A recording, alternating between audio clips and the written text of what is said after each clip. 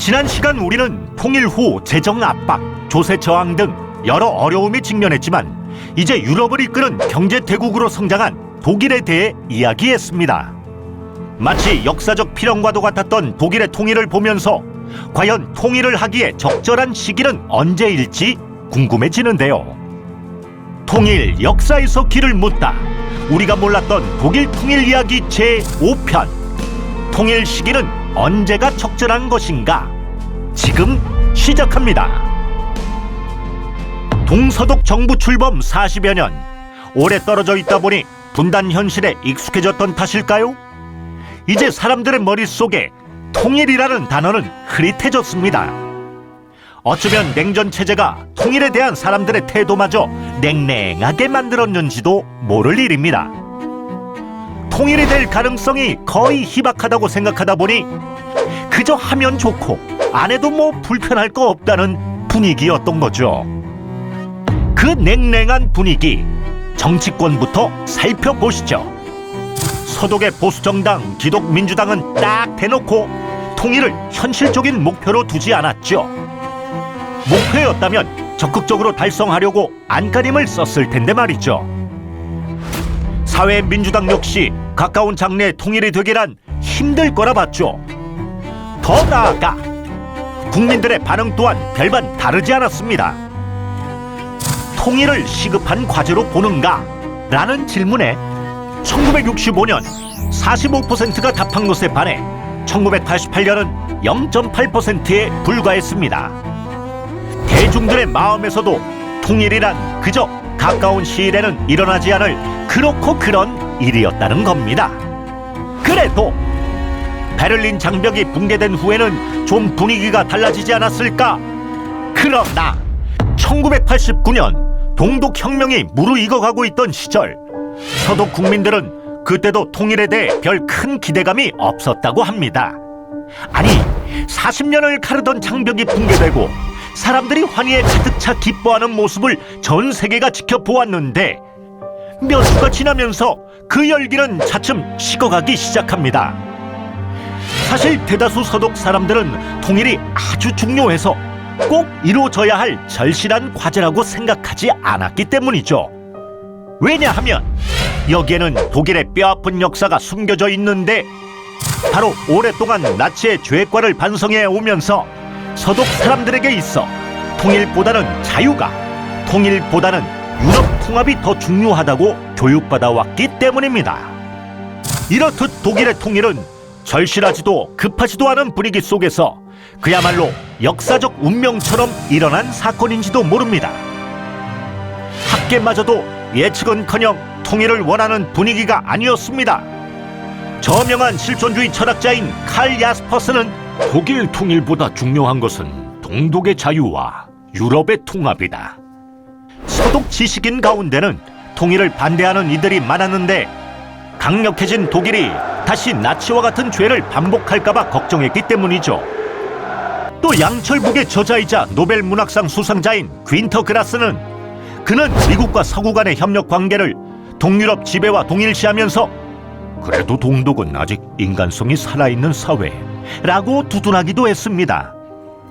동독은 1974년 헌법을 개정할 때 아예 통일 조항을 삭제했고 소련이 버티는 한 통일은 불가능하다고 생각했는데요. 1984년 동서독 청소년들의 통일 여론조사를 보면 동독 60%, 서독 68%가 통일이 불가능할 것이라고 답했습니다. 통일을 예측하는 일은 왜 이렇게 힘들었을까요? 1991년 5월 24일 독일의 주간지 차이트에 이런 기사가 납니다. 왜 한탄스러울 정도로 예측에 실패했는가? 이 기사에서는 통일 전 56개 관련 기관에 300에서 400명에 달하는 동독 전문가들이 아무도 동독 붕괴를 예측하지 못했다고 지적합니다. 서독 정치권과 학계 또한 1989년 11월에 베를린 붕괴와 이듬해 독일 통일을 전혀 예측하지 못했다고 합니다. 어쩌면 독일의 통일은 그렇게 전혀 예측하지 못하는 상황에서도 일어날 수 있는 역사적 필연이 아니었을까 싶습니다. 독일의 경우를 보니 통일에 대한 우리의 인식도 비슷하다는 생각이 드는데요. 많은 분들이 오랜 분단으로 인한 이질감 때문에 통일은 성급하게 이루어지면 안 되는 것으로 보는 경우가 많습니다.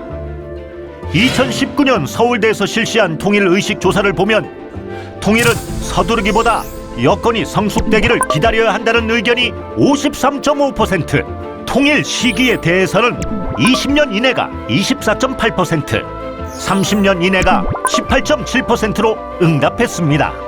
보통 20에서 30년 이내가 적절하다는 경우가 많은데 분단으로 인한 이질화를 극복하기 위해서는 여러 가지 절차와 합의를 도출할 수 있는 시간이 필요하다는 생각에서였죠. 대다수 사람들은 이러한 점진적 통일론을 선호하는 편입니다. 그러나 과연 점진적 통일론이 정답일까요? 1990년 12월 경향신문의 여론조사를 보면 통일의 시기는 언제 적절한 것인가? 라는 질문에 20년 이내 24.4%, 20년 이후 36.8%를 차지합니다. 30년이 흘렀지만 한반도는 여전히 분단국입니다. 한국청소년정책연구원에서 올해 5월 28일 전국 초중고 학생 3,228명을 대상으로 설문조사를 벌였는데요. 남북 통일이 가능한 시기는 20년 이후라는 전망이 28%로 1위를 차지했습니다. 시간이 흐르고 시대가 변해도 통일 시기는 20에서 30년 후가 가장 적절하다는 생각에는 변함이 없습니다. 어쩌면 점진적 통일론은 그저 허구론일지도 모르겠습니다. 콜 총리는 말합니다. 대화, 통합, 통일의 점진적 통일은 정부의 직무유기다. 그는 시간을 끄는 것은 동독 공산 권력에게 시간적 여유를 허락해 통일의 기회를 놓치는 것이라고 보았고, 설사 통일의 기회를 잡는다 해도 자유민주 통일을 담보할 수 없다고 판단했습니다. 통일 시기는 언제가 적절한 것인가? 점진적 통일론만이 정답이 아니라는 것만은 확실해지는 것 같습니다. 통일은 한반도의 장래와 발전을 위해 반드시 해야 할 역사적 책무입니다. 적절한 통일의 시기가 따로 정해져 있는 것이 아니라 우리 스스로가 어떤 통일된 나라를 이룰 것인지 비전을 세우고 구체적 준비를 해나갈 때 비로소 우리가 원하는 통일을 이룰 수 있고, 그 시기는 생각보다 빨리 찾아오지 않을까 합니다.